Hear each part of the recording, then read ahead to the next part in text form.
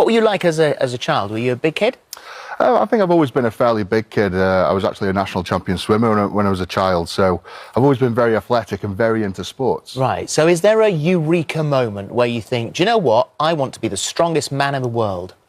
Probably about age 5, watching The World's Strongest Man, and I remember saying to my mum and dad, I'm going to be the world's strongest man one day. What? And we all had a good laugh and a giggle, but I think subconsciously it stuck, and lo and behold, I became the world's strongest man. That, but with a lot of dedication and time.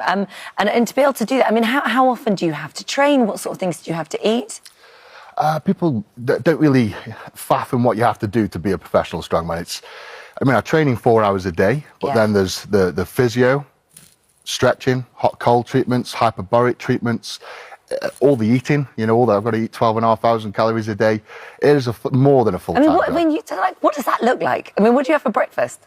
I have 2 breakfasts. So the first breakfast would be a full English times 4. So 4 or 5 sausages, 5 bacon, 5 eggs. I think I'm in the wrong job. Yeah.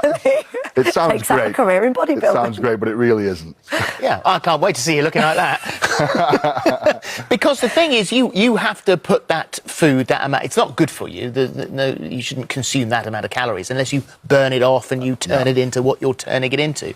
And we'll come to the fact that even then, actually, health-wise, it can have catastrophic results.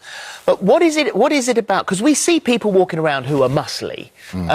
What is it about you that gives it? It's not just the muscles that give you the strength, though, is it? There's aesthetics, so there's looking good, and there's being strong. Two totally different things. And is there a technique in the way you use your muscles? Yeah, of course. Obviously you've got to be hugely strong, but it's all about techniques. You can't. No one can just go and pull a plane or a truck. You've got to practice the footwork, the handwork, lifting atlas stones. There's a lot of technique. Or fold a frying pan. Or fold a frying pan. Can you? I mean, that's just a bog standard frying pan. I don't know what Phil Vickery's going to use. It now, is. But and you can fold that up like a burrito. Oh, you put me on the spot here. Well, yeah, I think so. What can you do with it? I could have a go folding it up. Or go and fry an egg. We won't charge you for it. No, it's okay. Yeah. It's still a bit wet. Has someone been poaching their eggs in this? Probably. Yeah. Okay.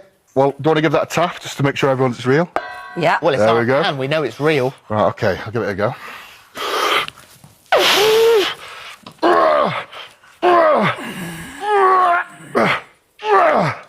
Jeez. How's that? That's amazing. I tell you what, you can get more of them in the dishwasher, that shape. Yeah, you can actually. Can you put it back now? But I mean, you are incredibly strong. You've gone on to achieve greatness. You've got to the top of your field, which, as you said, as that little boy, was the ultimate dream. But at what cost? Because we've got the footage of that moment when you lifted the 500 kilos. The only person in the world, still to this date, that's ever lifted that weight. What did it do to your body, though? I mean, the 500 kilo is it's the lift of the century. It's the heaviest weight ever lifted off the floor. What did it do to me? What didn't it do is the question. I had a brain bleed, so I was bleeding out of the nose, the ears, the eyes. My blood pressure was through the roof. Heart rate was through the roof. I lost my vision. And probably for about 3 or 4 weeks, I had the signs of concussion. I couldn't remember my wife's name, her kids' names. I'd forget conversations. Is it worth it? I mean, when you hear that... You know what? To be the best at any sport, you've got to take risks, and there's always consequences. And if I could go back in time and do it all again, I would. Would you? Yeah. Do you know that you haven't done yourself permanent damage? I don't know that, but when I won the World's Strongest Man, I reached a body weight of around 32 stone. So I'm a very slender 27 stone at the minute. Well done. And, thank you. Yeah. And being that body weight at my height was extreme. The doctors kept telling me to stop. My kidney and liver markers were always through the roof, and I've probably done a lot of damage. I've probably taken a few decades off my, my life. But you've said you were prepared to die for it. I mean, this is something that you desperately want to do. And people mountain climb, and that's dangerous. People race cars, and that's dangerous. So when you finally achieved your goal from being a 5-year-old, when you were there in 2017, and you were the world's strongest man, what did the kid inside you think? Geez, I mean, it was literally a lifetime ambition, and to literally put my life on the line to achieve it was a big thing, and I really did put my life on the line. And when I finally got handed that trophy, it was just a complete overwhelmness of emotion because I put so much pressure on myself to win that title. If I hadn't have won it last year, I'd have probably gone again and again and again. And there's no doubt in my mind I'd have killed myself chasing that trophy. You must have a very understanding family.